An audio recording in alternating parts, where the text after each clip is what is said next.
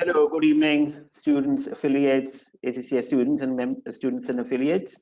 Thank you very much for joining us today on this very interesting webinar, very interesting topic. I'll begin with my introduction. My name is Haroon Ahmad Jan. I am the Regional Head of Member Affairs for the MESA region. We were getting a lot of queries from our students and affiliates regarding the PER process, regarding the membership application process, etc. So we thought it was a good time to run a webinar, share all that information with all our students and affiliates, and also explain what offers are currently in place for students and affiliates in this part of the world, for the MESA region, those who are interested in joining the ACCA membership. Today's session talks about a very important aspect of the ACCA qualification. Now, most of you, I'm sure, or at least some of you, would have completed the ACCA's the ACCA's examination, which is one component of the ACCA qualification. Some would have completed the ethics and professional skills, or in other words, the EPSM module as well. The third and one of the most important parts of the practical of the ACCA qualification is the practical experience requirement. We will be talking about that today. Towards the end, we'll touch upon the ethics and professional skills module. But one thing that we are not going to talk about today is the exams element. And the reason for that is that we know for a fact that most of you have either already passed most of the exams, or otherwise, if you have any questions, there are other forums available where you can get answers to your questions about the exam methodology, the exam preparation process, etc. Now, I've come across many members, many members from across the region. I've been with ACCA for over 15 years, and I can tell you the reason why some of the members do better than others is because primarily, I mean, all the students and affiliates have sat similar exams. They're 110% similar, right? So the quality that is produced is quite homogeneous. When it comes to ethics and professional skills, once again, it's the same content which is delivered to all the students and affiliates across the world. But when it comes to practical experience requirement, fine, the fundamentals of the framework is the same, but the way in which the affiliates approach these, the kind of organizations that they work in, the kind of supervisors, the kind of experience that they bring along, that makes a lot of difference. And I can tell you very clearly, those members who we call successful ones or who've done better than others, they have done the PER process very rigorously, very religiously, proper supervision, making sure that all the elements of competencies or of a competency framework, they are addressed. And at the end, you know, the product that then comes out is 100%. I'm going to talk about those intricacies today. So my first advice to you would be, do not take the PER process lightly. Do not consider that you are through with your qualification already and this is the time when you start earning. When you're doing your practical experience requirement, you are very well still an ACCA student. Even if you've completed the exams element, even if you've completed the EPSM module, the ethics and professional skills module, but you have not completed the practical experience requirement, you're still an ACCA student and you cannot be called qualified. It's just that you've passed one stage and you've moved on to the other. Now, this is a very important time if you're currently undertaking practical experience requirement, because when you're studying, when you're taking exams, a lot of controls, a lot of guidance is available through the learning providers, through the trainers. ACCA would examine a lot of your effort, you know, through the exams. The EPSM module is also assessed and examined. The practical experience requirement is also equally important, but in this case, you're mostly on your own and working with a practical experience supervisor or multiple practical experience supervisors, as the case may be, right? And therefore, you have to be your best judge as well, right? So we will talk about those elements of competencies, those performance objectives that you have to achieve, and make sure you've done proper application of all that you've learned through your exams and your ethics and professional skills module at this time when you are acting as a trainee in an organization. So let's keep this session interactive. Let's ask as many questions as you want to. Some of you may be attending a webinar for the first time on this portal, so I'll very quickly explain how you can ask a question. Since you've joined the webinar, you will see an additional window which is available, which has an orange arrow at the top left corner. This is a retractable window, and we would call this the go to webinar window. In this go to webinar window, you will have a dialog that says questions. So if you click this dialog, you will be able to type in your questions and submit them. The minute you submit your questions, they will be showing up on my screen, and therefore I will be able to address those questions there and then. Please try to keep your questions short, brief, to the point, and do not split your questions into two statements. Keep it one statement. Otherwise, just because a lot of questions might be coming in, the two statements that you would have submitted can get lost.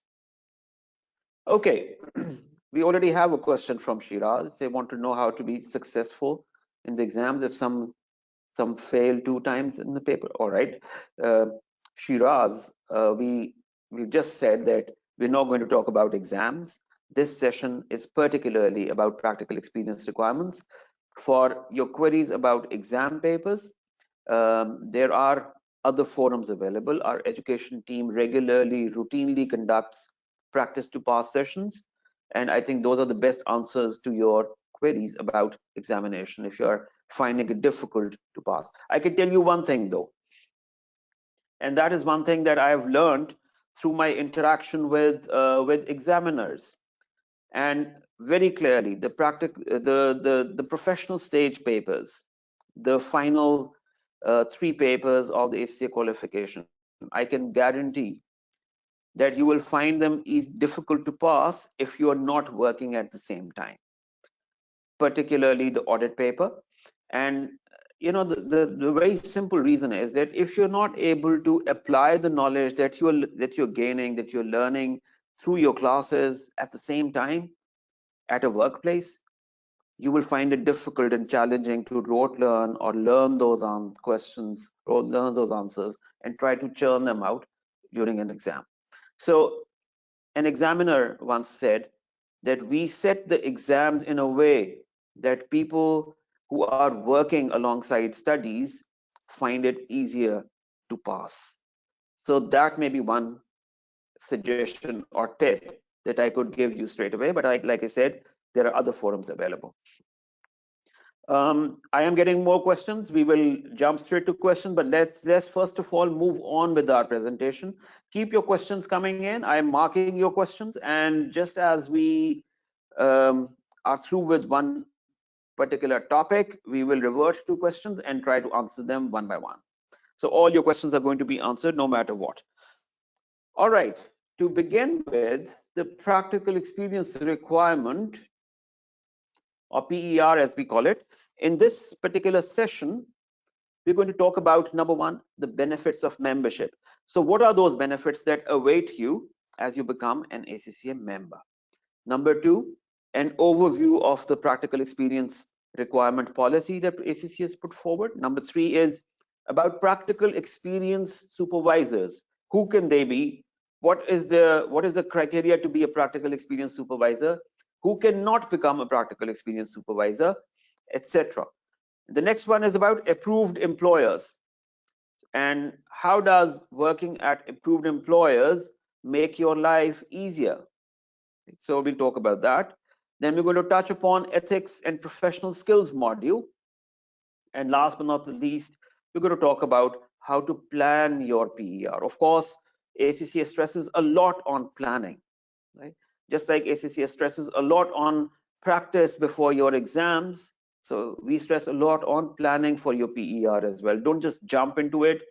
Please know the requirement in detail, plan it, discuss it with your practical experience supervisor, and then go on complete it. And then once you've completed certain practical experience requirements, only then you go on and submit them to your supervisor and get an approval. But as we go along, we'll talk about those. So we'll talk about the benefits of membership to begin with. And the first foremost benefit is that you get connected to the world of 219,000 members that there are across the world. It's a community of very well knitted, accomplished individuals, and you become a part of them. So when you introduce yourself as an ACCA member, that automatically carries prestige, pride, accomplishment, and a lot of other qualities, which are once again standard within ACCA membership. So like I said, 219,000 members across the world, and you would become one of them. Number two, we've gone on to talk to our employers about the product, about the members. What do they think about our members? What kind of qualities do you think they have? And 86% of the employers think that members are complete finance professionals. And of course, you would want to be among those 86%, working for those 86% employers who really appreciate and value the kind of work that ACCA members do. And another important milestone in your professional journey is when you become a fellow ACCA member, as we also call it an FCCA. And that only happens if you remain an ACCA member for 5 consecutive years. Now, if there's a break in between, that counter gets reset, your counter for becoming an FCCA, and you'll have to restart. So your first 5 years of the membership are very, very critical. You must remain an ACCA member in good standing, which means complete your CPD requirement, which means pay your subscriptions, and which means avoid any unprofessional act, and therefore remain a member in good standing for the first 5 years as a must. If you, God forbid, for any particular reason, you're unable to do that, and your good standing slips out, your counter for fellowship also gets reset, and you'll have to restart the process once again, right? So this is a very important milestone, and I would wanted to talk to you about this. Right. So as an ACCA member, ACCA itself holds a lot of activities, events, networking, our members network panel, engagement with regulators, engagement with employers. You know, various forums exist. Our global member forums. So, for example, I mean, these forums bring members from across the world together, and that's how you get that feeling of being connected to a global accounting body. So that is the benefit of your ACCA membership. ACCA continues to offer you trainings and professional development opportunities. For example, in Pakistan particularly, we had run about 50 webinars for our members in the last year alone. And going forward, we're going to hold more.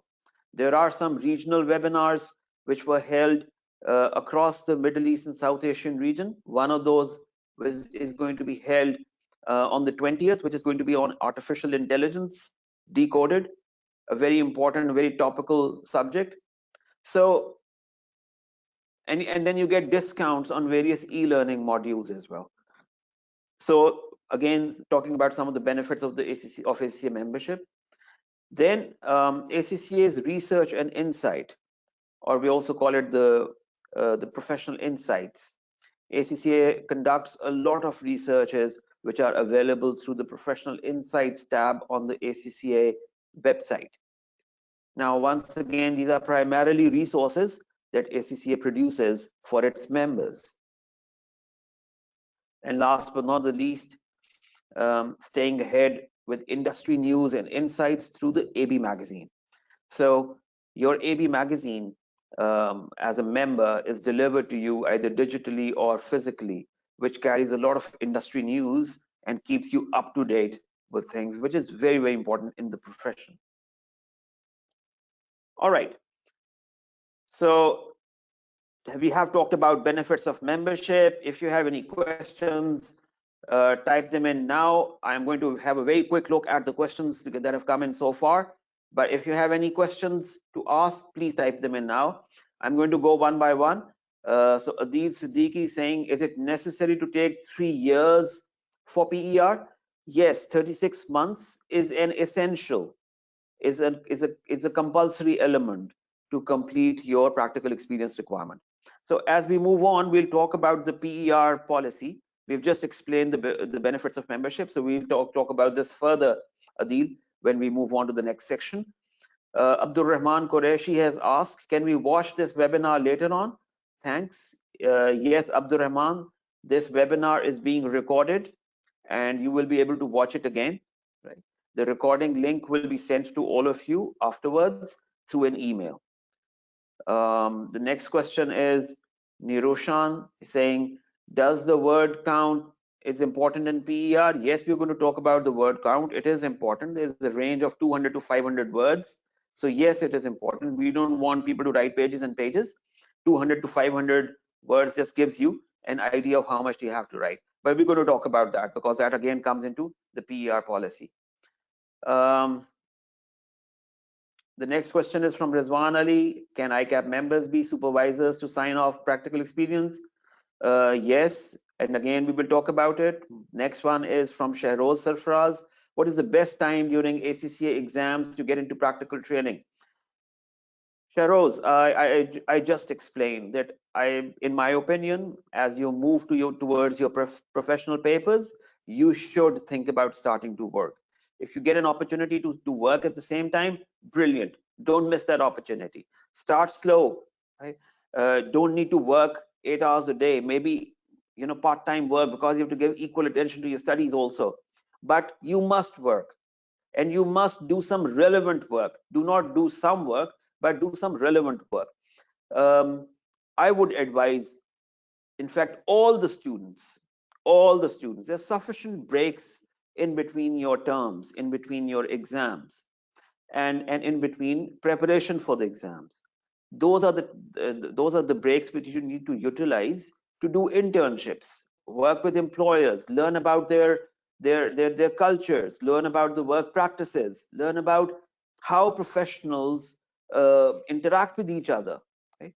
So learn about these things as you go along. I can tell you it will be very, very beneficial for you later on in your life. You've done a number of internships during your student life. The next question is from Junaid Javed saying, I'm working from telecommunication company for 2 years and work for audit firm for 1 year, 1.5 years. Qualify for membership or not? Junaid, yes, we're going to talk about it.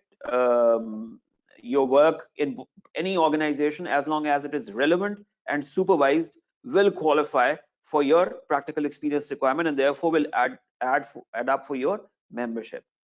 But we're going to talk about it in more detail in a bit. Niroshan is once again asking, does it matter if I complete more than 5 modules in a same day? Okay, Niroshan, you have to be a bit more explicit. What do you mean by 5 modules? Which 5 modules? Same day, which means are you trying to say if you complete your 5 performance objectives on the same day?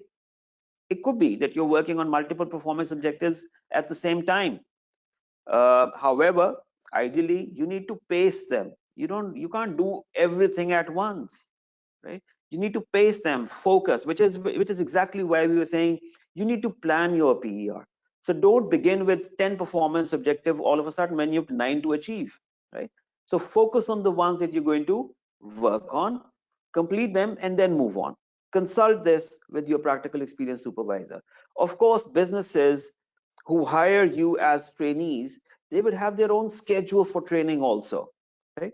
And who would, maybe they would not want to go with your pace or with your selection of practical experience requirement, right? Or if your selection of practical experience requirement differs from what your employer wants you to do, maybe talk about rotation in the organization. Maybe talk to your supervisor about, I don't want to do this particular objective, I'm more interested in this one, so can you please rotate me to another department where I can complete the other performance objective?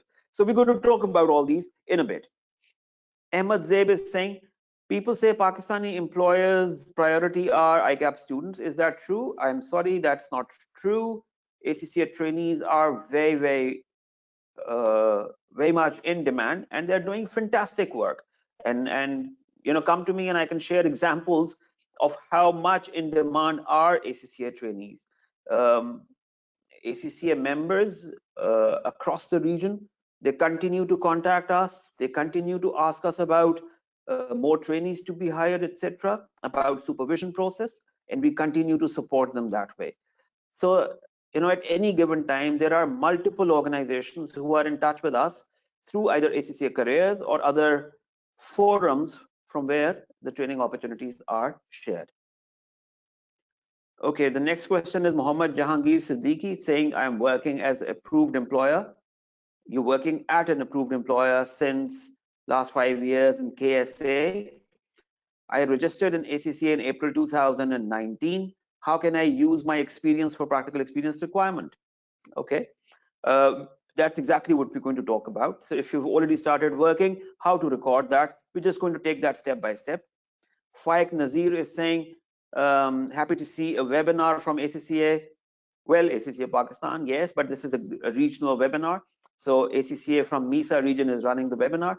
I am an ACCA affiliate having 3 years experience, but due to lack of job, I was unable to achieve my membership and pay subscriptions. I even visited ACCA office for job, but no help. All right, Faik, if you're ready for membership, it's important that you become a member first and then seek a job, because when you have the title of member, right, automatically there are many benefits that come your way. Number one benefit is that if for some period of time you are between jobs or you're taking time to search a job, ACCA has a policy of reducing the membership subscription, right?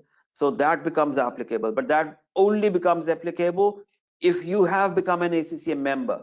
If you are an affiliate or a student, that offer is not available, right?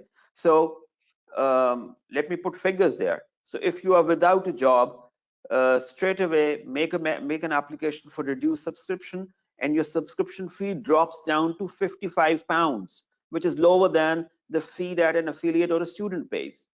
If you are doing a job but you're not able to earn enough, and that the definition of enough is £6,000 per annum, if you're earning less than that, again ACCA has a second category for reduced subscription. Apply for that second category and your subscription remains £125, okay, which is the same amount as that of an affiliate. So there are many benefits available. However, although these benefits or these facilities are available, we would want our members to very quickly climb that ladder for professional success, very quickly get employed, very quickly get the right job which gives you the right earning potential, and therefore it should not become very difficult for you to continue to pay ACCA subscriptions or fees. Adil Siddiqui, I'm going to take 3 more questions, after which we'll continue our session. We've already spent about 25 minutes discussing this. All right, Adil is saying, can we complete PER by working in an audit firm? We will answer this.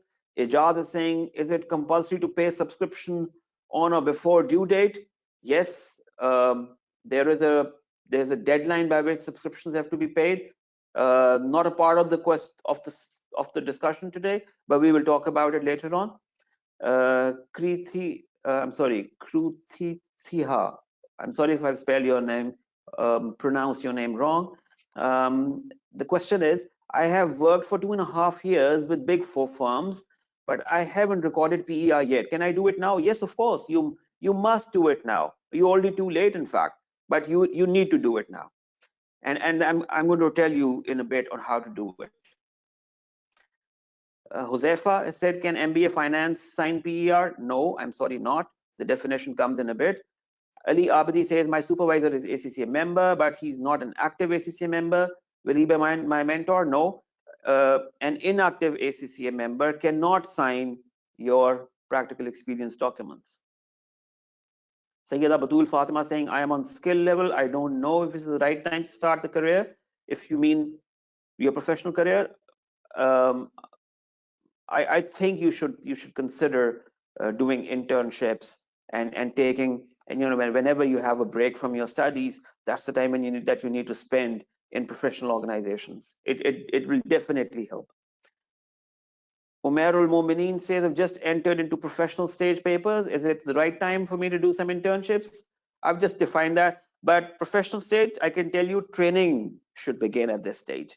If you're at skills stage, fundamental foundation stage, that's the time when you can do internships. But when you're at the professional stage, consider starting your training, document it, make it a slightly longer affair rather than an internship, which is normally 4 to 6 weeks.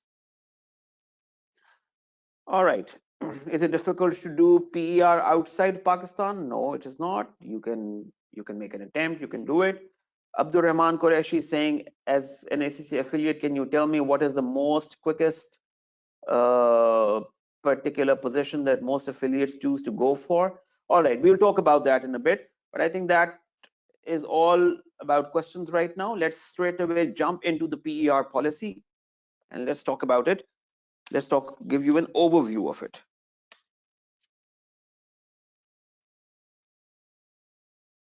Okay. Now, well, here are the three very important elements of the ACCA qualification. I've already explained these to you. Exams, ethics, experience, or in other words, we call them 3 E's. Exams, your 13 exams.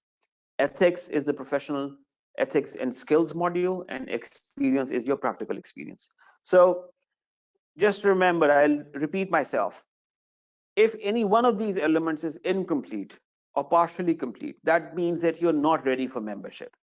Your membership only comes when you have completed the 3 elements to ACCA's satisfaction. Okay, and that is when you can progress to ACCA membership. Okay, I'll move on. Now, the requirements of working your practical experience requirements. So the requirement is 36 months of work. That's one condition, and achieving all the performance objectives. Right now, this means that if you have achieved all your performance objectives, but you have not completed your 36 months, the requirement is not met. Or if you have worked for 36 months, but have not achieved all your performance objectives, once again, the requirement is not met. And that's why I stressed on and. So complete 36 months, complete the performance objectives, the 9 performance objectives, and then you're ready for becoming a member. Right? If you've missed one of these elements, then your practical experience requirement is not fulfilled. Okay, the next part is that these 36 months have to be in a relevant role. It cannot just be in any role. It has to be a relevant role. And ACCA, while you're working, while you're recording your experience, asks you that if the work that you were doing, was it fully relevant or partially relevant? Yeah. So if it is partially relevant, for example, if you say, well, my work was about 50% relevant, then automatically the work requirement 36 months automatically gets doubled, which means you have to complete double the amount, spend double the amount of time to complete those performance objectives. Okay, so remember that. Always look for relevant roles. How will you establish relevance? We will talk about that. But 36 months in a relevant role under supervision of a professional experienced supervisor. PES. Remember that. Now, exactly at the right time, we're talking about what is the relevant role, right? So a role where majority of your time is spent on accounting, finance, or audit and assurance tasks, right? Or in other technical specializations such as taxation, insolvency work, forensic management, accounting, etc. Right? This experience doesn't need to be gained continuously. So again, that point that I'd already elaborated, you can do this practical experience requirement and complete this in piecemeals. You don't need to do it at a stretch. You can do it during the exams. You can do it, you can take a break during your practical experience requirement, revert back to studies, go back to your practical experience requirement once again. So you can do a mix and match of this, okay, at your convenience. But make sure that your career, your professional career, doesn't get affected because of this. Okay. All right. So your experience doesn't need to be gained in one single go or in a single role. It can be in multiple roles and can be gained at different times in different roles. You can use experience from your previous roles, part-time or voluntary work, and internships. So all that you've done, if you've taken my advice, if you're continuously doing internships, etc., and they're relevant, they will count towards your membership, your practical experience requirement, and therefore your membership. And it does not matter if you're working at an approved employer or a non-approved employer or a particular sector, right? It doesn't matter. It can be any sector, any organization, small and medium, large scale, multinationals, audit firms, the big four. It can be anywhere, yeah. But it has to be under supervision of a professionally qualified accountant. You can also gain your experience in partially relevant roles, right? But of course, if it is partially relevant, you will have to spend more time to then complete the requirement. So therefore, your first choice has to be fully relevant role, right? If it is partially relevant, then the I mean, then you would gain 6 months PER by spending 12 months in the workplace. So if it is partially relevant, let's say 50%, then spend 12 months, but you can only claim 6 months. So that's how it will get effective. It will adversely affect you if you're not employed in a fully relevant role. Okay. So moving on, let's now start talking about how to record your experience. Okay. Now, ideally, once you have found a job, yeah, or you've found a training opportunity, that is the time when you should at least have a look at your My Experience portal, right? And all you have to do is go to your website, click on My ACCA, go to this section, My Experience. So I'm sure you would have your My ACCA account details. When you go in there, there's a separate section which talks about My Experience, right? So under My Experience, you have number one, I mean, if you look at this screen, it talks about your employment, right? So who is your employer? Are you currently employed in a relevant role? And you can share the employment details there. And this page, in fact, gives you a summary of your employment status at the moment, and then how many performance objectives have you achieved so far, right? So just by looking at this screen, I can tell that this person, Lily, the name given on the top right corner, has already completed 17 months of employment. And during these 17 months, Lily has completed 3 performance objectives. Okay. So there are 5 essentials required. The performance objectives completed are professionalism and ethics, from the domain of professionalism and ethics, and the other one is from strategy and innovation. Right. So these are completed. Yeah. let's move on to the next slide to see um, what do we have there. Okay, now this is very, very critical information, right? This is about defining who you work for. So let's suppose you have landed a training opportunity. Now you know who your employer is going to be, and you know your designation also, right? So what is your role at this organization? So I think the first step is go back to your my experience section and click add a new employer. Okay, and over there you can start typing details, and then also provide details about your role in this organization. So let's see step by step what does it mean, right? Number one, a mandatory field. What is your job title? Number two, when did you start working? What is the start date of your training with this organization? Is there an end date or not? And that's exactly why this field is not compulsory.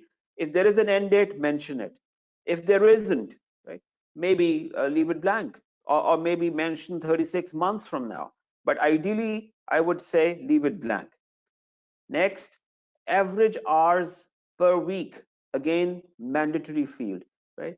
So how many hours in a week are you required to work, right? Um, if it is less than 35, then it could be a part-time role. If it is 35, it could be a full-time role, so on and so forth. And the very next question is this a relevant role? Right? How much relevance is there, to the field or the domains that I've already explained that your performance objectives are related to? So if it is 100%, this would mean that if you spend 6 months, you can claim those 6 months towards your practical experience.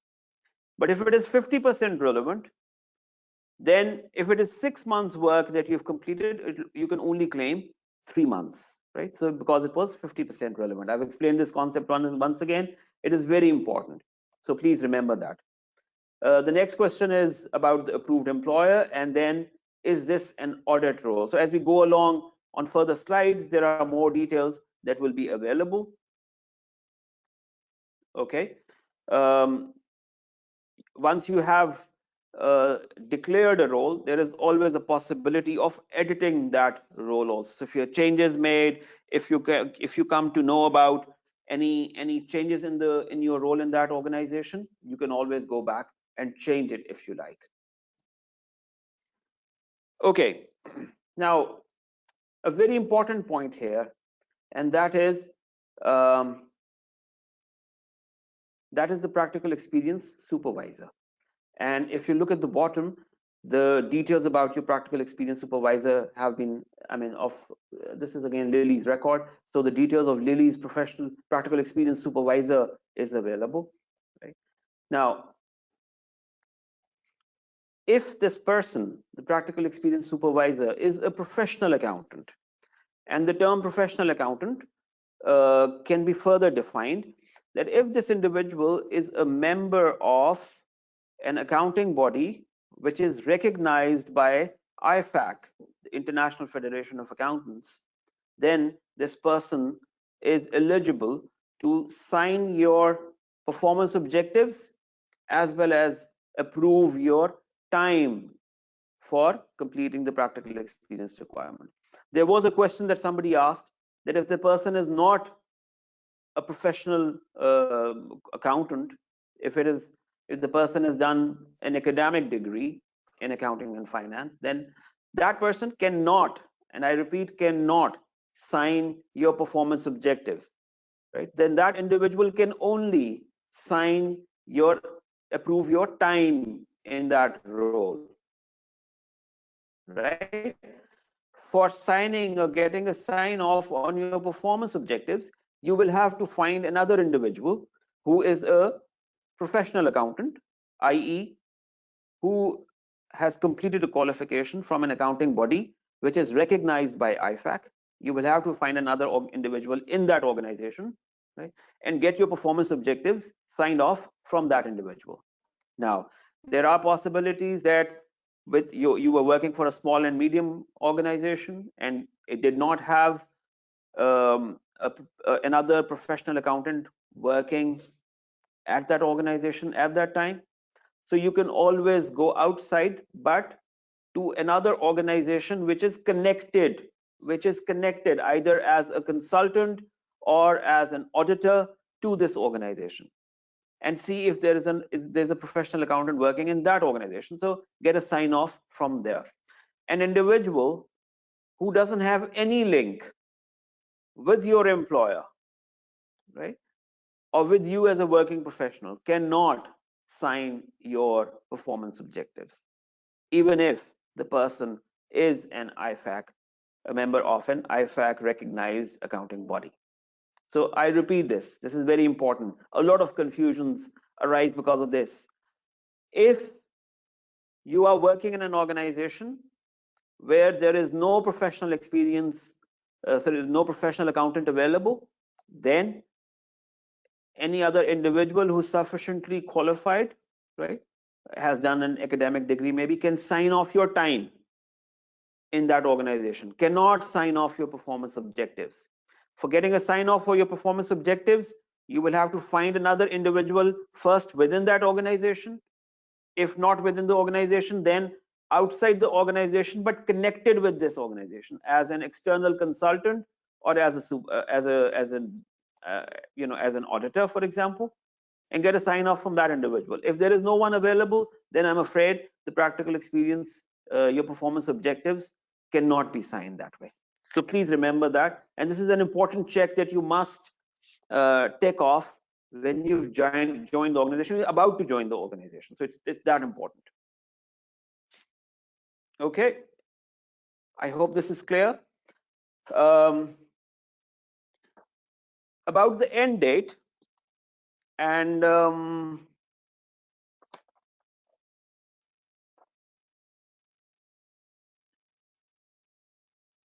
right, so if at any time of your career you get to know that this was a 1-year contract or extendable to another year or 2 years contract, so that you can always go back, edit your role details, and you can put in the end date as well. The benefit of putting an end date is that ACCA automatically sends you notifications and reminders that if you're nearing your end date, you must go and get a sign off on your performance objectives and your time from the supervisor, right? Otherwise, if you forget that and you've already left the organization, that will become very difficult to go back to that organization and request the previous supervisor to sign it off. Okay, so remember that it's important that you've mentioned the end date. So if it is the end date, or if it is nearing 36 months, ACCA will automatically notify individuals. All right, the next point is time claim required. Okay, so it's very simple. Now that you've closed your employment record, you will be able to submit your time. So once you've provided all the employment record, which means the date of your employment, the title, the name of the organization, and the name of the practical experience supervisor, once all these details are in, then you can go ahead and claim your time, start claiming your time as well. Okay, you will also get reminders, like I said, on this page. So if you see this part, this black box is actually a reminder that if you open your My Experience portal, this black dialog box, it shows you that you are now ready to claim your time. That's because probably you're close to the deadline of your role, or otherwise you're close to 36 months. So that's an example of how will a notification come up on your screen in your My Experience portal if you're nearing completion of your particular stipulated time. Okay, it's very simple. Claiming time is not very difficult, right? So all you have to do is, if you've come to the end of your role in an organization and now you've moved on to another organization, close it here, claim this time, get a sign off on your time particularly, right? And that's very important. But at the same time, we are going to talk in a bit about performance objectives also. So get a sign off on both before moving on. Okay, if you're staying within that organization, right, then maybe you can avoid this for now and continue. But once you are into a new role, right, in the same organization, please go back, add another role in the same organization. Maybe there's a change in your supervisor also, add another supervisor, and then a new chapter in the same organization will begin. If, for example, you decided that I must move on from this organization to another organization, right? And therefore, you can now go back once you've landed that job. You can now go back to your My Experience portal, define another employer, then add your role in that organization, then all the dates, the relevance, etc., and then add a practical experience supervisor also. Okay, so that's how it's going to be, right? If it's the same organization, don't need to define another employer. Within that employer, add another role and a new supervisor. Okay, if, for example, your role has not changed, but your supervisor changes, right? So once again, do not remove the previous supervisor. In fact, before the supervisor leaves, excuse me, you need to ask that supervisor to approve your time and approve the performance objectives that you have achieved under his supervision. Now, once that individual is gone and a new person replaces him or her, you can go back and just simply add another supervisor and continue the rest of your performance objectives and time in this organization, the same role as normal, but then as a separate entry. I hope you understand. If you do not understand, please type it in questions and I will try to explain it again. Okay, so this particular screen explains to you how you can claim your time, right? So on the left hand side of the screen, which is claiming your time dialog box, is this one. You can see information about your role that you've just ended. Okay, so all that information is there. So you were working, this person Lily was working as Accounting Solutions Limited. Time was 3rd January 2016 to 12th June 2017, a total of 17 months. The role was accounting trainee, right? So all that information is available on this side. And this pie chart, it explains that 17 months have been completed. Now, the right-hand time, the right-hand side of this window, it says request time approval, right? So if you want to get your time approved from Malcolm Tucker, who was your practical experience supervisor, right? Let's see what that information, what information is available here. It says, please submit the time you're claiming to your supervisor for sign off. So please select your supervisor and comment that they will be able to view, and add any comment that they'll be able to view while reviewing your assignment request. Okay, so this dialog box at the bottom looks like a word editor. You can click in here and type in a small message that, for example, I've worked under your supervision from this time to this time. Now that the time has come to an end, may I request you to sign off my time with this organization. But remember, so far we are only talking about time. We have not touched upon the performance objectives. That is what comes next. Okay, so in the end, when you submit, Malcolm Tucker would automatically receive an email that Lily, for example, has submitted a request for approval of time, and Malcolm can very quickly go and click approve, and automatically your time will stand approved. So that was the part about signing off time. Now, next is a very important topic about performance objectives. Now, just remember there are multiple ways or multiple types of organizations that you can work with to complete your performance objectives. However, um, for certain employers, the requirement for completing performance objectives is more detailed than the rest, which means that if you're working for an approved employer, the work is simplified because ACC has already developed an understanding with an organization, with the organization, right? And therefore, just a sign off is required. But if you're working with a non-approved employer, there is some more detail that you have to provide, through which ACCA will verify that yes, you have completed your performance objectives with the satisfaction of your practical experience supervisor. So let's see what these are. First of all, you have to complete 9 performance objectives out of a total of 22, and we are going to talk about those in a bit. So there are 2 main elements, right? So the first one is essentials, right? There are 5 essential performance objectives, and you have to achieve all of them. Okay, there is no choice. It says complete all 5. The first one is professionalism and ethics. The second is stakeholder relationship management. The third is strategy and innovation. Fourth is governance, risk, and control. And the last one is leadership and management. So you have to complete all these. And by completing, I'll explain, what does it take to complete a performance objective.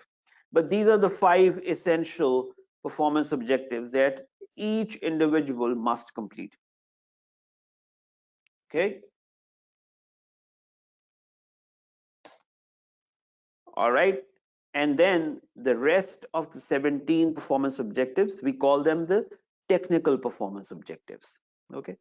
So out of 17, you just have to complete 4, any 4 performance objectives. Now, I'll very quickly read just the domains, the broad areas of these performance objectives. The first one is corporate and business reporting. The second is financial management. The third is sustainable management accounting. Fourth is taxation. Fifth is audit and assurance. Sixth is advisory and consultancy. And the last one is data, digital, and technology. So these are the 4 plus 3, 7 main categories of the technical performance objectives. Can I get a glass of water? Excuse me. Okay. Now, under these categories, in the first 5 categories, there are 3 performance objectives each. So corporate and business reporting, for example, has record and process transactions and events, prepare external financial reports, and the last one is analyze and interpret financial reports. And similarly, there are 3 performance objectives available for the next 4 performance broad categories as well. Now, and the last 2 categories only have 1 performance objective each. Now, you can choose to do it in any possible way. So you can say, all right, I will do number 6, number 9, number 12, and number 22. Or you may say, I'll do 8, 10, 19, and 21. So you can choose performance objectives randomly. But it should not just be a random selection. You blindfoldedly you say, oh, all right, this one. It has to be defined by your area of interest, expertise that you wish to develop. It has to be that, and it has to be in consultation with your practical experience supervisor. It has to be related to your role in that organization also. Okay, so if you are in an organization where there is tax work available, and of course you're doing that taxation work, and you are interested in continuing with taxation for a longer period of time, so of course the 3 performance objectives related to taxation are your natural choice. Okay, along with that, since you will be analyzing and interpreting financial reports in any case as a taxation expert, you can maybe do number 8. Or otherwise, if you are working in an organization where you're doing financial reporting, right? So pick up the corporate and business reporting domain, complete all three from there, and maybe couple it up with business advisory. Yeah. So that could be a good combination. So that is a combination that you have to develop. And remember, this choice of combination is essential. It's very, very important. It's essential that you consult your practical experience supervisor and get to know what is the benefit of doing one as compared to the other. How does this practical experience, performance objectives support you in becoming the professional that you want to become? So that's how important this section is. Okay, I think we can take a few questions here. I know there may be many, many questions, but I'll take a few questions for now, and then we will continue. Okay.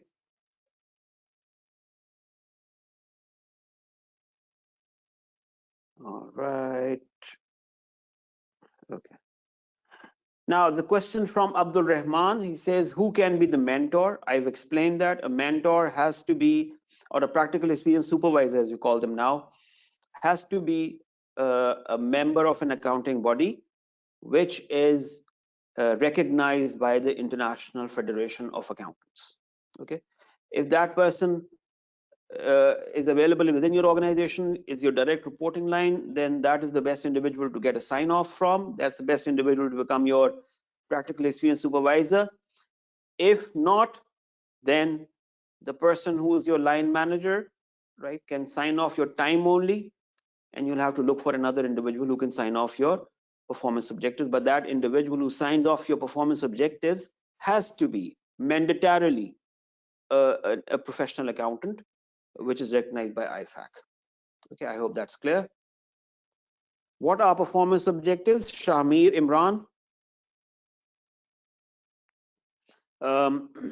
I've just explained performance objectives in very little detail, but we're just going to look at them in more detail. So what does this mean? Each performance objective is linked to an ACCA exam or exams. Therefore, application of your knowledge from the student level to the affiliate level, which then continues in your professional life when you've selected an area of work. So that's how they're all linked up. They cannot be disconnected. It cannot be that you've studied something else, that you have done your training on some other topic, and then you're working in another third domain as your practical experience, as your professional choice. If they are irrelevant, right, then of course you don't have the right skills to continue to do a job which is not related to what you've studied. So that's why ACCA stresses on relevance of your role, right, with accounting, and therefore linked with the exams, therefore linked with the competency framework of ACCA. That's how important it is. Wasim Farrokh is saying, can a person sign a PER for a period he or she was not a member of ACCA, but subsequently the person was? No, I'm sorry. At the time of signing off, or at the time of providing supervision, a person has to be a member of an accounting body, which is recognized by IFAC. So please remember that. Okay, next. Kirutiha is saying, I registered ACCA in 2011, but I haven't completed my exams yet. However, I paid the subscription for all these years properly. Can I become a member, or will these long duration, will it affect the membership? Now, remember one thing. When you're taking your exams, of course, there's a stipulated deadline during which you have to complete your exams. Once you have completed your exams, then the clock starts ticking for you. Then you have 36 months right from the day that your exams were completed and the result was announced. From that day, you have 36 months to complete your practical experience requirement. If you've done that within the 36 months, fantastic. you're ready to become a member, go on, become a member, and that's all. And then continue with your professional endeavors. If you've not been able to do that, which means you waited for the last result to be released, the day you became an affiliate, that was the day when you started searching for a training position, then I'm afraid you have lost time. Then I'm afraid you will not be able to complete the 36 months in a relevant role, which means that since you will be working as a trainee beyond 36 months, unfortunately, after the last year, your subscription amount will change to that of a member, which is, how much is the current subscription for members? Find it quickly. Okay, so your subscription amount will increase to the subscription that a member pays. However, you will continue to remain an affiliate. A member has an option of applying for reduced subscription, but unfortunately, as a mandatory affiliate, you will not be able to utilize any of the benefits of ACCA membership. Okay, that's a very precarious situation. I must say that you must avoid it under all circumstances. Let's go and change the taste a bit. I have a few poll questions to ask. So let's ask these questions. So on your screens, just say it out loud. How much is it? 258 pounds. That's right. Thank you very much. So my friend Nizam has just told me it's 258 pounds. So even as an affiliate, you will be paying 258 pounds, but you will not be considered an ACCA member. You will be called a mandatory affiliate or a permanent affiliate. All right. Question coming up on your screen now. The question is, do you know about ACCA's PER policy? Please select the right option and click submit. If you've already known about it, click the options that say yes. If you've known about it, please mention the source as well. If you have not known about it, just say so, that you did not know about it. And I share the results with you. So let's see how many people know about the PER policy and how many don't.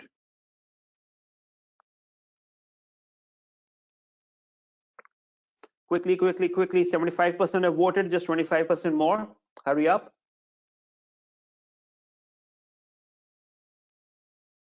All right, I think we've got answers from about 80% participants.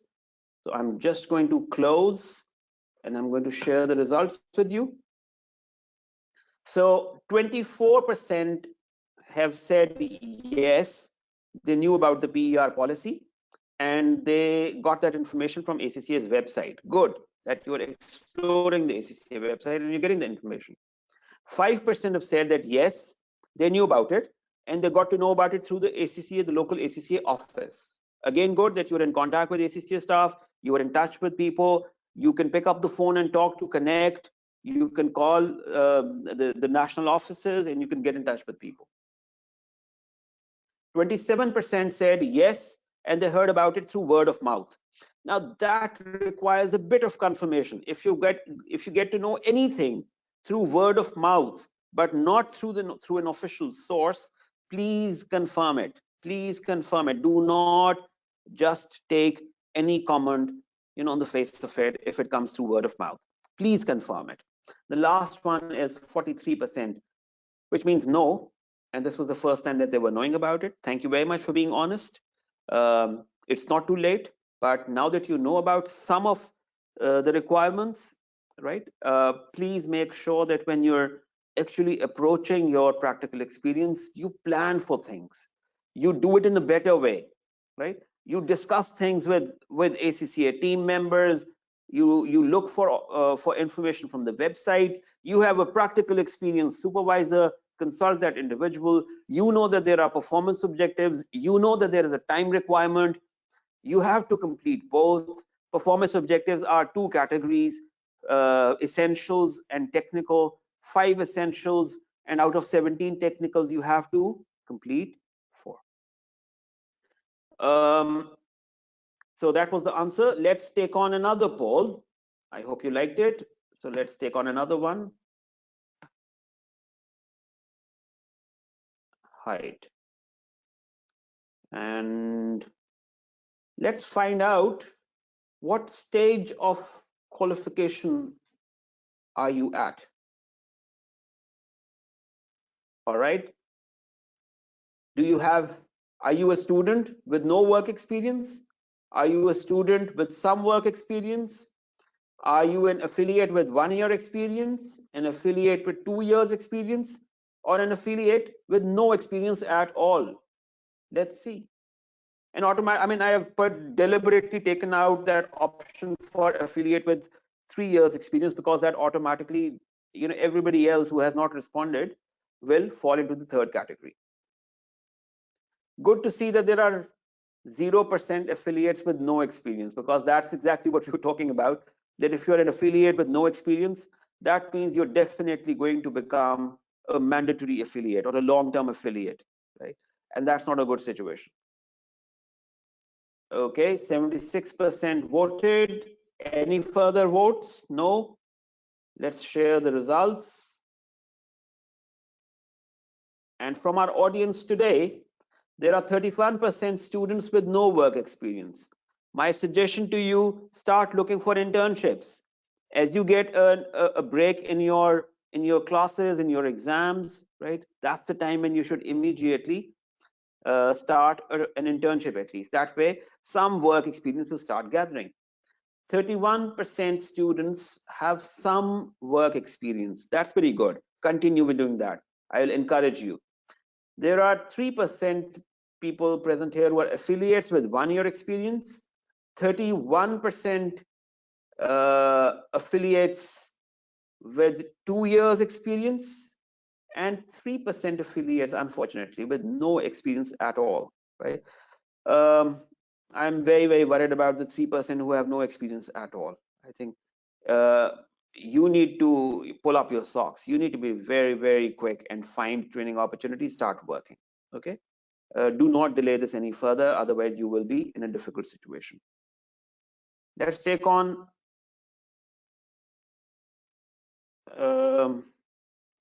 one more poll. Let's see how many of you have used the My Experience portal before. Yes or no?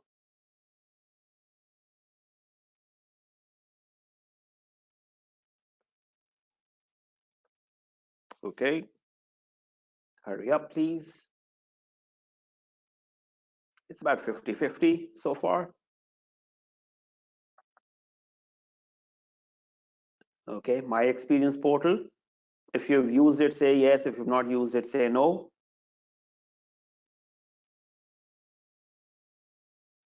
I think we've got all our responses. Thank you very much.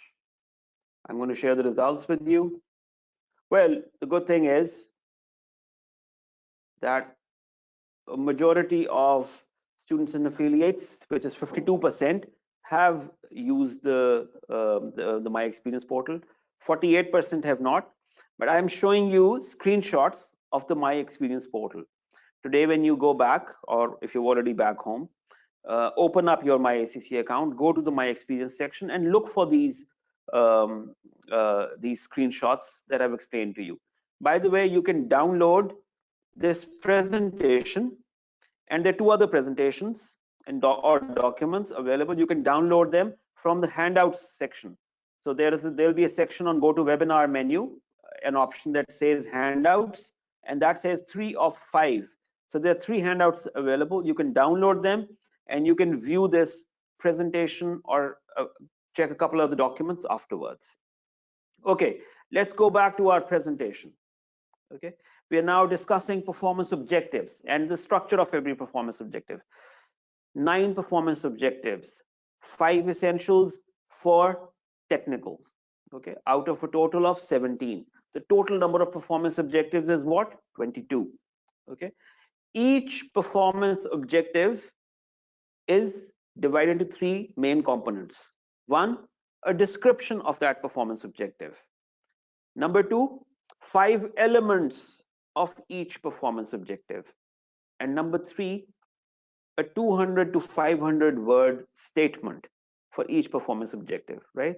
So we will show you screenshots where all these three components are shown. So that will give you a clearer understanding of how does it look like.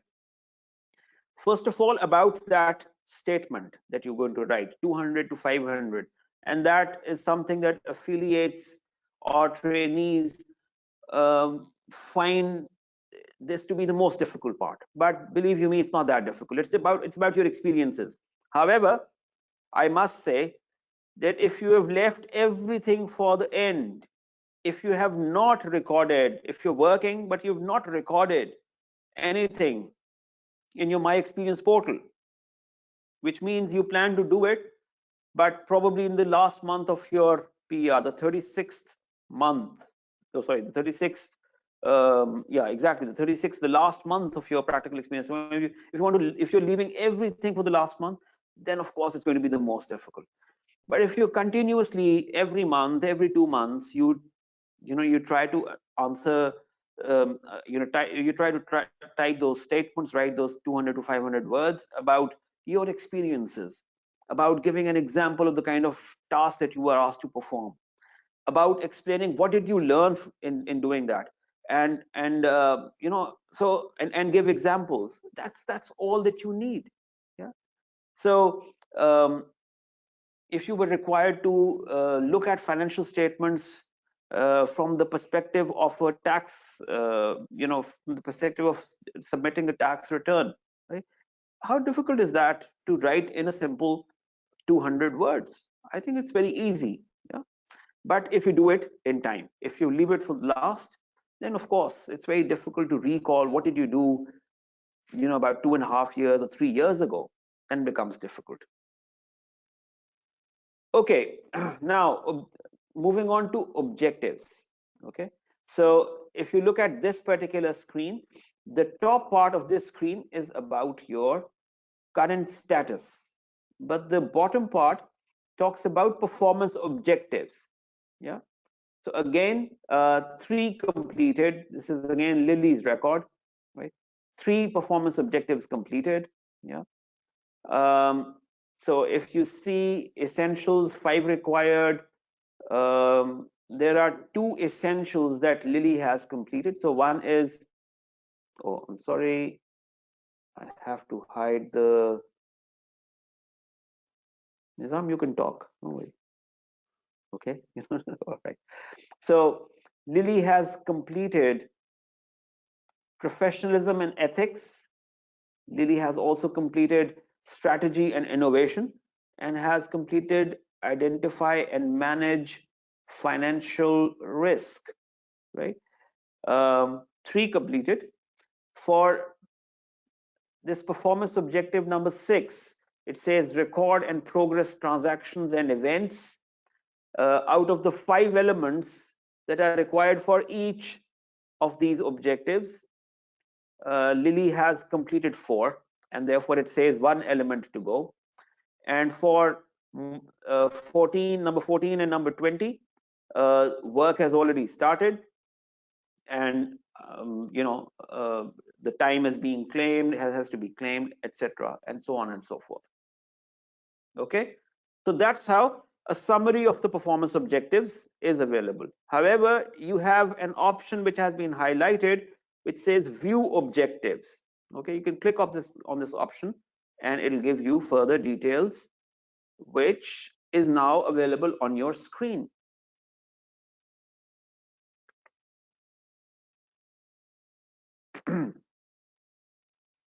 All right, here we go.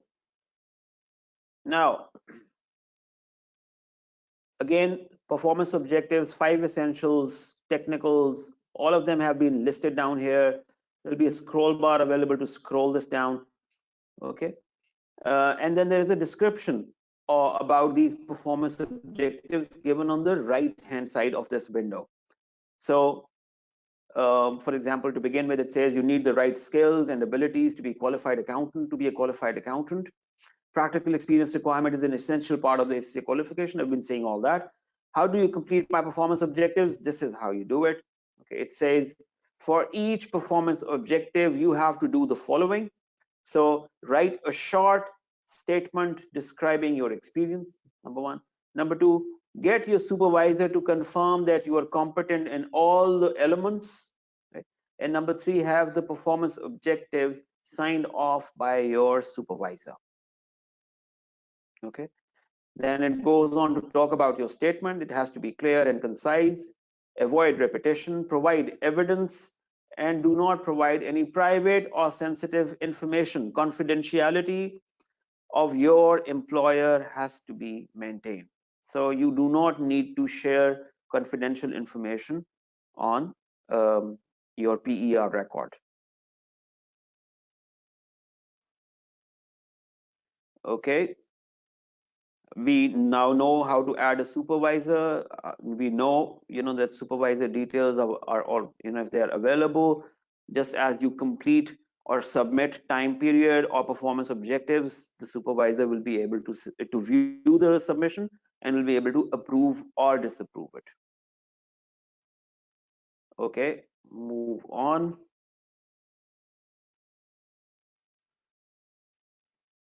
Okay, so in this case, what we have done is we have selected performance objective number 13, which is plan and control performance. Okay, so if you click start objective, if you've seen the previous summaries, somewhere it says started, work started. So if you click this button, start objective, this one, right, work on this performance objective will begin.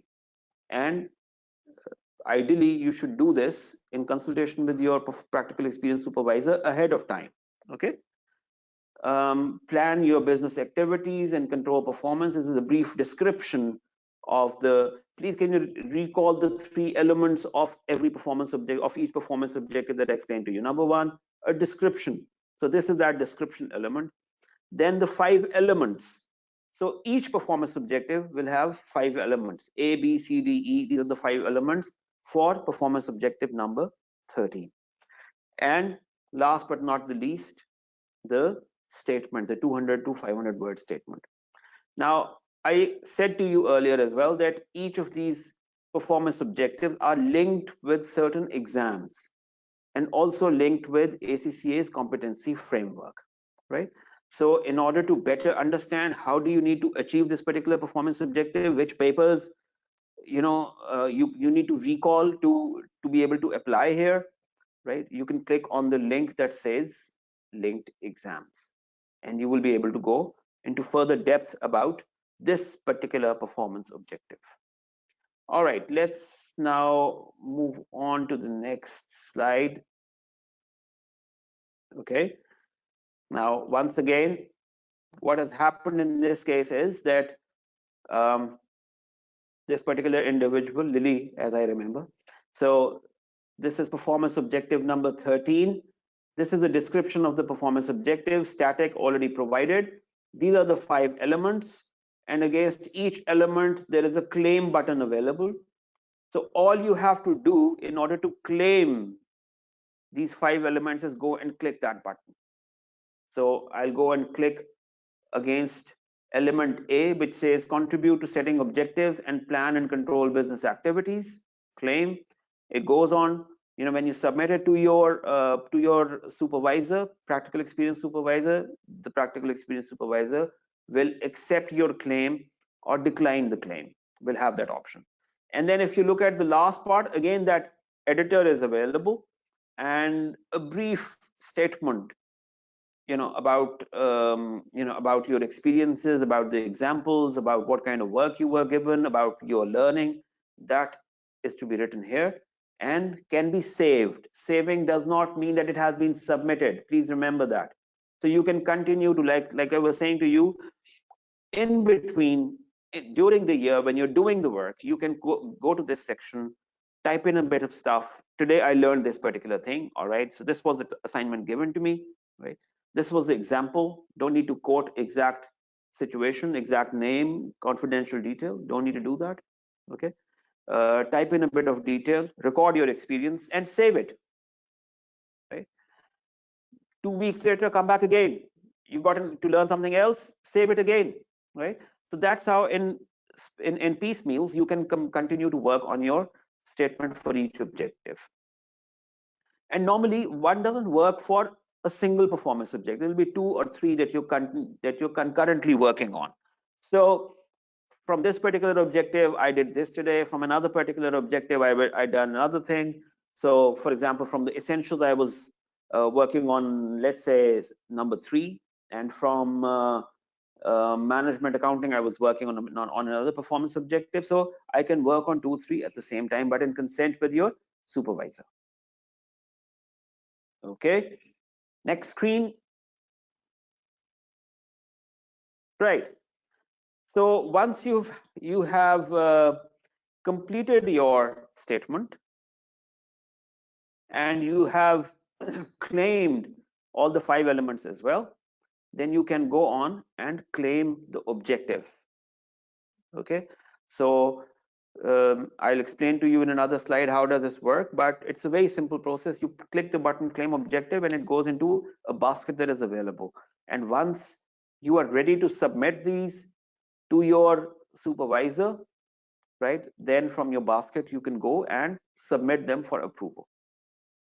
Now, this is your understanding with your supervisor. If you want to submit the performance objectives one by one and the supervisor goes and approves your work, or you can do them in a bunch.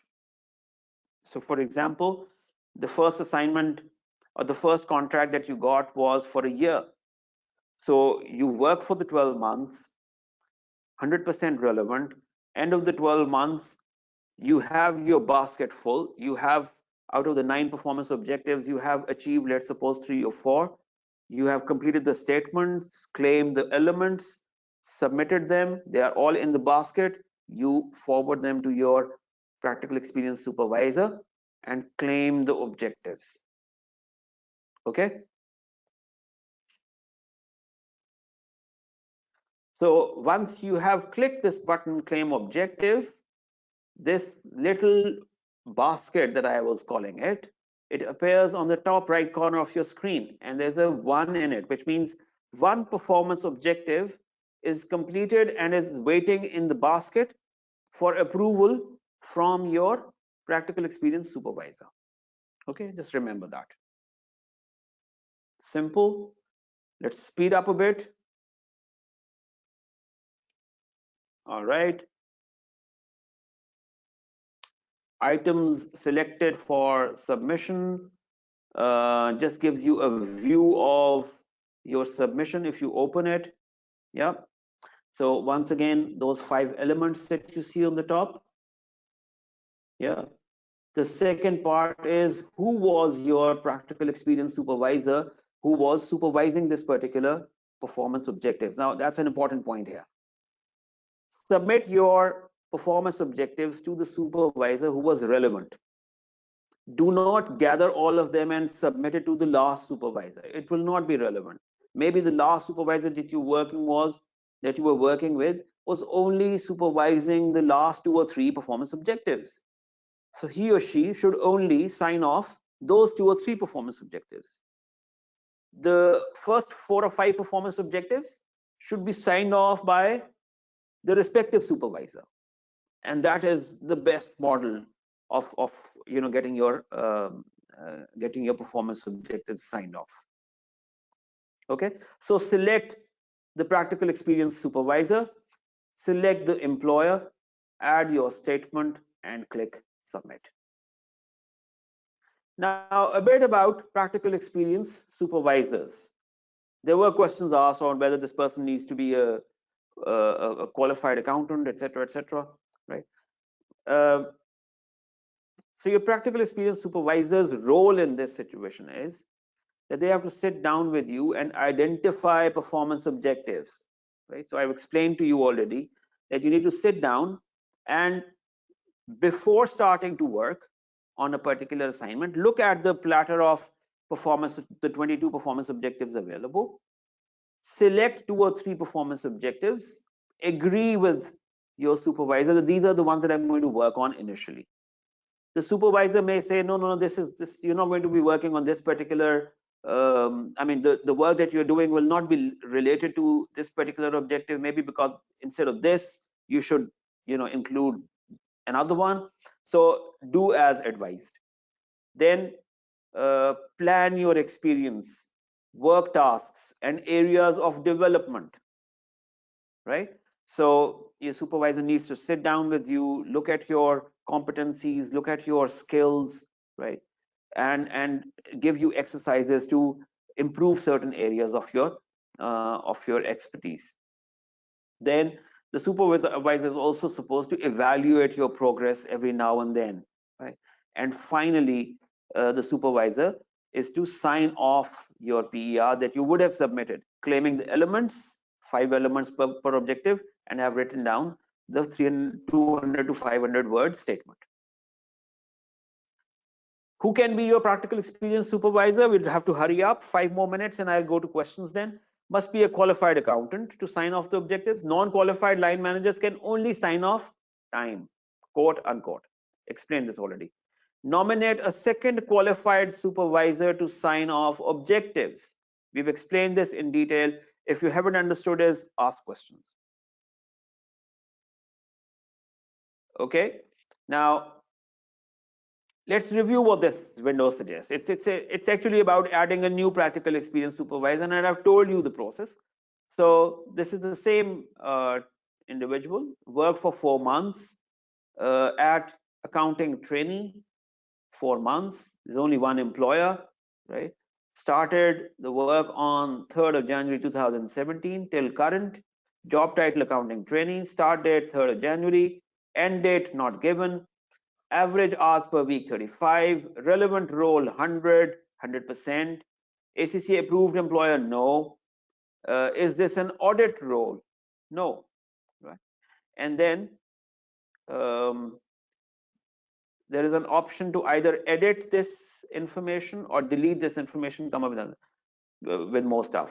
But then at the bottom, there is an add new supervisor tab available. So you click here and you can straight away go to this section where you can add the first name, the last name, the email address of the practical experience supervisor, and also have to define, is this person an IFAC qualified line manager, a non-IFAC qualified line manager, or the other 2 options are IFAC qualified internal supervisor or IFAC qualified external supervisor. So I've explained these concepts to you.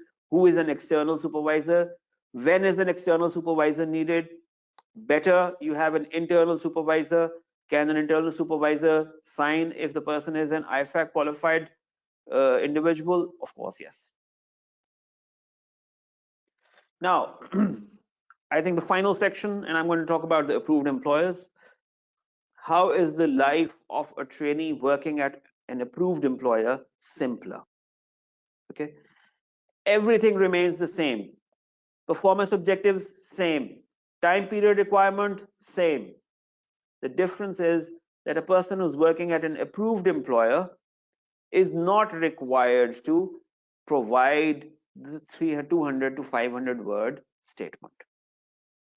All they have to do is get a sign off from the supervisor on a sheet which is available. Let me just show it to you. Here it is on your screens. Let's move up. Keep moving up. It says approved employer PER confirmation form. Okay, simple. Some instructions given, some data protection disclaimers given, your workplace details, to be completed by the trainee, the full name, ACCA registration number, the organization name, approved employer number, and of course this will verify whether the employer is approved employer or not. Dates of employment, job title, employer address. What is the level of an approved employer, either gold or platinum?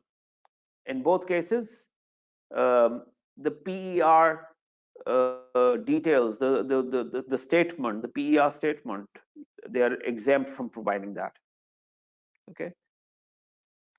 Now the rest of this part is to be signed off by the practical experience supervisor, full name, ACCA registration number if applicable, job title, qualification, email address, relationship to the trainee, right, and signature. And if there's another second practical experience supervisor, if applicable, then the details of the second supervisor also required. And now you know in what situation do you need a second supervisor from an organization. If the first or the direct line manager is a non-qualified, is not a qualified accountant, right? In that case, you need a second supervisor. Now, all that needs to happen is, these are those same 22 performance objectives. A signature against the ones that have been achieved and a date put against them by the practical experience supervisor, of course, not by the trainee. Okay, so by the practical experience supervisor, put a name, signature, date at the bottom. There can be multiple supervisors here, so maybe the first supervisor signs this part, the second supervisor signs 2 elements from here, and then the third supervisor signs the third few elements, therefore completing a total of 9 performance objectives achieved in whichever order relevant. So this is that document available. You can download this document and save it if you're working for an approved employer. And going further, when you require a sign off, this can come handy. Let's go back. Okay, this PER confirmation form is available through your My Experience documents as well. Okay, so if you've declared that this employer that you were working with is an approved employer, automatically the approved employer form section comes up and you can download this document from there as well. Now, coming to the last part, ethics and professional skills module. Now, I think this is one of the best additions to the ACCA qualification change during the changes made to the qualification, and this is that module, I think, which is a superstar when you look at the ACCA qualification itself. An excellent module developed and continuously being updated. You know, data or content related to machine learning recently added, and I'm sure you'll really enjoy the time spent on this particular module, ethics and professional skills. Okay. Now, last of all, once you have completed the 36 months and you have submitted your performance objectives, automatically after 36 months, if you're continuously recording all these as you go, as you progress, upon completion of 36 months, you will automatically receive an email from ACCA that you are ready for membership. You want to apply for membership now, and there is no further process required, right? Just say yes to that email and your process, I mean, every information should be complete on your PER summary, and automatically the process begins. ACCA picks up all this information. It is put through a complete audit. Yeah, so many layers of officials look at the work done. They would do a complete scan of what statements have you submitted, right? In fact, plagiarism tests are run on the statements submitted. So if you submitted somebody else's statements, yeah, automatically you'll be picked up, and then comes the ugly things that you do not want to get into. So please make sure that the information that you submit should be authentic, should be legitimate, right? Do not risk your entire effort of ACCA qualification by making such mistakes of, of not submitting genuine information. ACCA has many different ways of finding out if the content that you've submitted is not authentic, it's not yours. Okay, so be very careful. If you have any further queries about the practical experience requirements, you can go to the website, number one, and read this section of the website, or otherwise you can send your emails to customer services, who will share further information with you. Questions? Since we have almost reached close to our session, was this session informative? Very informative, somewhat informative, not at all informative.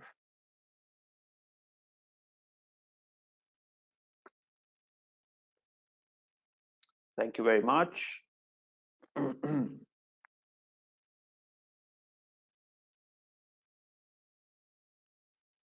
Thank you.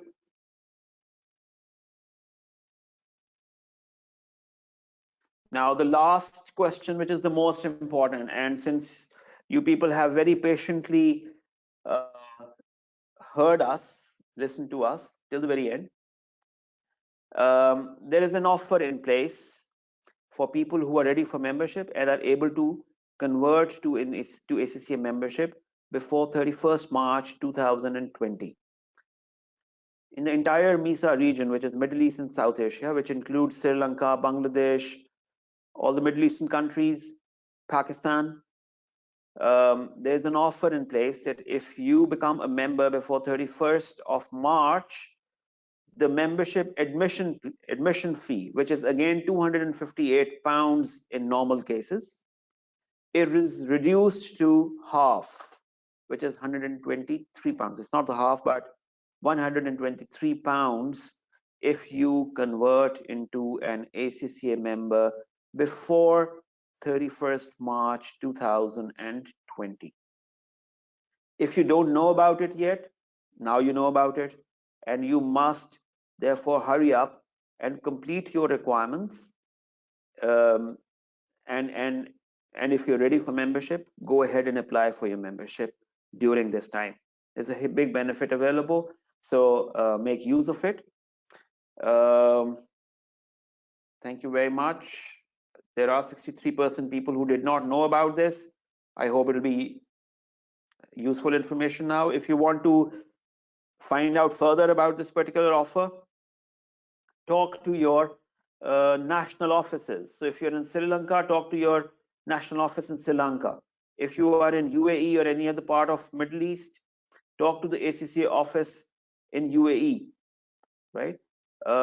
If you're in Pakistan, talk to the national offices, or otherwise speak with Connect. Okay, so this information can be, more information can be shared with you here. Let's very quickly look at the last few questions and then we'll call it off. Okay. The questions that we've received is Umair ul Momineen saying, what types of approved employers? Is there a list available by ACCA? Of course, there's a list available on demand, and the types of approved employer are gold and platinum.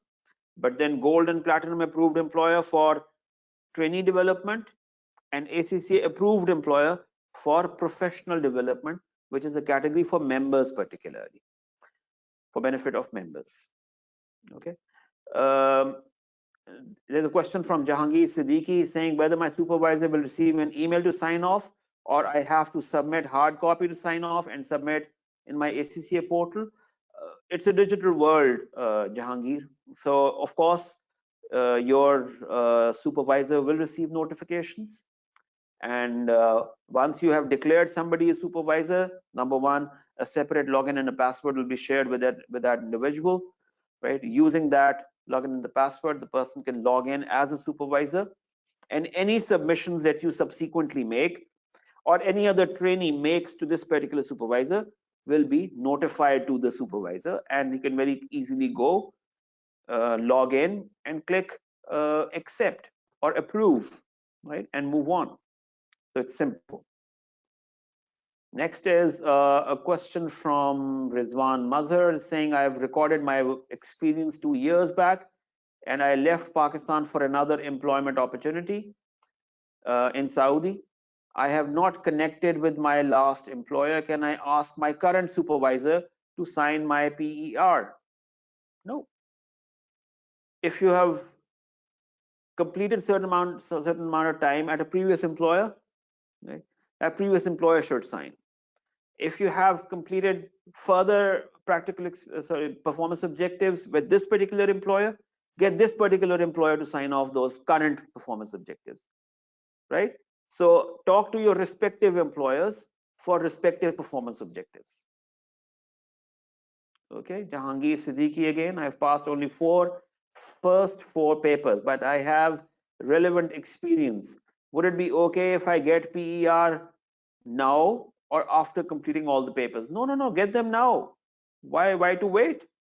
This is fantastic. If you're working right now, as you go along, keep completing your practical experience requirement. The day you pass your final exam will be the day when you'll be ready for membership. So that's perfectly all right.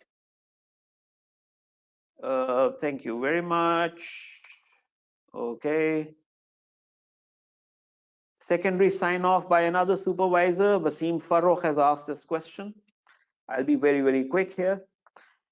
So if your line manager that you're working with is not a professional accountant, that individual cannot sign your performance objectives. That individual can sign off your time only. Remember, your practical experience requirement, 36 months time and 9 performance objectives, both requirements to be met. If a person who's your line manager is a professional accountant, he can take care of both 36 months and 9 performance objectives. If the person that is supervising you is not a professional accountant, then cannot sign the performance objectives, can only take off the time requirement. Then for the second category, which is the performance objectives, you need another individual who is a professionally qualified accountant, who then he doesn't need to bother about the time, he just needs to go and sign off your performance objectives. That's how two individuals can sign off your records. That second individual has to be either from within the organization, or if there is nobody available within the organization who's a professional accountant, then outside of the organization, but an individual who's connected with your organization somehow, as an external consultant, as an external auditor, as in another capacity. Okay, so it has to be linked up. Okay, and only then. I hope it's clear now. All right. Umairul Mominin was saying, in which sector should I start training, as I just earned my professional level exams? Umair, you can start working in any sector, right? Ideally, if it is the corporate sector, start thinking about which sector would you want to work in as a member of ACCA in your professional life. Focus that sector right away. For example, if you want to work in the oil and gas sector, focus on the oil and gas sector right away. If you want to work in pharmaceutical, focus pharmaceuticals right away. Telecom, right away. Another possibility could be audit firms. If you want to get into advisory work, audit firms, right? Or assurance work. Okay. If you want to keep your skills broad-based, right? Firms, assurance business, audit and assurance, right? Focus there. From there, you can jump into the industry anytime. But however, a person with relevant industry experience is also required. So you have to make this decision very, very smartly. A sector that offers best possible growth is the sector that you need to focus on. End of the story. Okay. What is meant by approved employer? I've just explained. Approved employers are those organizations who have understood this entire PER requirement and have made sure that they will assign individuals as practical experience supervisors and sign off your performance objectives as well as your time. So they have understood the entire process. For such organizations, you don't need to provide complete details about your 200 to 500 word statement, etc., etc. You just need to sign on. You just need to share the details through the approved employer form, the PER form that was shown to you, that is available as handouts as well. Yeah, and you can then just submit that as an evidence of completing your PER. Simple. Next question is from Saud Tarek. Is saying, if supervisor is not qualified accountant, then will the experience be counted towards PER? Saud, yes, the experience can be counted, but the performance objectives gained during that time period will have to be signed off by a second supervisor. Please, can you explain again about the mandatory affiliate status? If no experience after becoming an affiliate, does it have any time period? Bushra, a very important question. I'll repeat because I've seen people who have detracked from their career because of this particular reason. The day you complete your exams, your 13 exams, and the result has been announced, the clock starts ticking for you. From that day, you have 36 months to complete your PER requirement. If you're able to do that, fine, you become a member, go on. If you're not able to do that, let's suppose you wasted about 6 months to a year, let's say finding a job, preparing yourself to start working, etc., then you have wasted 12 months.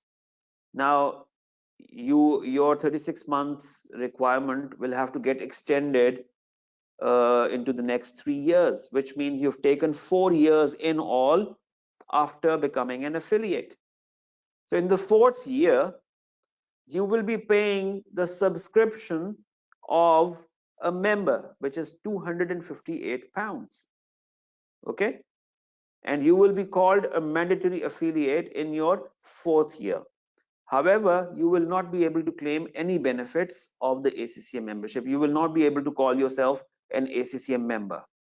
So it's a bit of a punishment, if I may, for want of a better word, it's a bit of a punishment, because ACCA really wants you to fast track your career. Start looking for opportunities to work while you're studying. Do not wait for your affiliate stage. Right? When you become an affiliate, you should be very, very focused. You have to complete the performance objectives and the 36 months requirement in time. Okay. Okay, next. And the final question. There are more questions coming in. This last 2 questions, Wasim Farooq is saying, okay, got it, thanks. I thought it was relevant to some other point. Okay. Abdul Mazid is saying, is there any chance to extend the last membership deadline with discounted amounts, i.e. March 2020 to any further date? Not right now, but come April 2020, if there is an extension, we will let you know. Okay. So far, the deadline is 31st March 2020. Okay, thank you very much. I think it was a very interactive session. I hope you people enjoyed as well. The recording of this session will be available. The handouts have been provided. Any further details, please contact customer services teams and they will help you with any further queries that you may have. Thank you very much. Stay safe, stay focused, and become a member real soon. Thank you very much and have a good rest of the day.